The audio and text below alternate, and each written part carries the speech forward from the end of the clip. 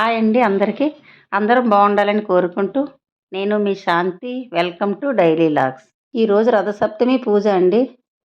మాఘమాసంలో వచ్చే ముఖ్యమైన పండగ ఈ రథసప్తమి. ఈరోజే సూర్యభగవానుడు పుట్టాడు అని, అందుకే ఈ రోజుని సూర్య జయంతి అంటారు. ఈ సప్తమి నాడే స్వామివారు తన రథాన్ని ఎక్కి తన కిరణాలు భూమి మీదకి మొట్టమొదటిసారిగా ప్రసరింపచేశారు. అందుకే దీన్ని రథసప్తమి అంటారు. సూర్య భగవానుడు ఆరోగ్య ప్రదాత అంటారు కదండి. అందుకే దీనిని రథ ఆరోగ్య సప్తమి అని కూడా అంటారు. ఈరోజు ఆ స్వామిని పూజించడం వలన 7 జన్మాల్లో చేసిన పాపాలు, 7 రకాల రోగాలు, బాధలు అన్నీ తొలగిపోతాయి.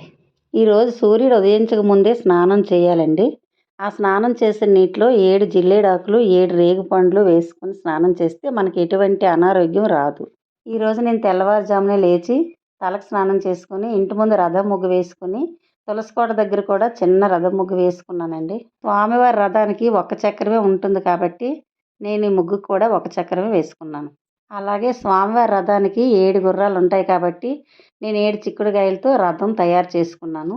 అలాగే సూర్య భగవాన్ ప్రతిరూపం కూడా వరిపిండితో వేసుకున్నాను. ఈ పూజకి గోధుమలు వేసి దానిపై దీపం పెడితే చాలా మంచిది.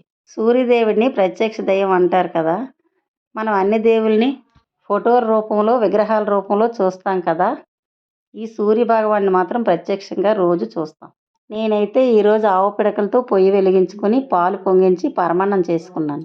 ఈ పరమాన్నంలో బాదాం, జీడిపప్పు, కిస్మిస్ ఇలాంటివి ఏమీ వేయకూడదండి. ఎందుకంటే స్వామివారికి దంతాలు లేవు అంటారు కదా. అందుకే పాలు, బెల్లం, బియ్యం మాత్రమే వేయాలి. ఆ స్వామివారు ఎంత ప్రకాశవంతంగా ఉంటారో అంతే కాంతి మన ఇంట్లో కూడా ఉంటుంది. ఈ స్వామివారి పూజకి ఆదిత్య హృదయం కానీ, సూర్యాష్టకం కానీ, సూర్య అష్టోత్తరాలు కానీ చదువుకుంటే మంచిది. ఇవేమీ రాకపోయినా ఈ 12 మంత్రాలైనా చదువుకుంటే మంచిది. ఓం మిత్రాయ నమః, ఓం రవయే నమః, ఓం సూర్యాయ నమః, ఓం భానువే నమః, ఓం ఖగాయ నమః, ఓం పూష్ణే నమః, ఓం హిరణ్య గర్భాయ నమః, ఓం మరీచాయ నమః, ఓం ఆదిత్యాయ నమః, ఓం సవిత్రే నమః, ఓం అర్కాయ నమః, ఓం భాస్కరాయ నమః.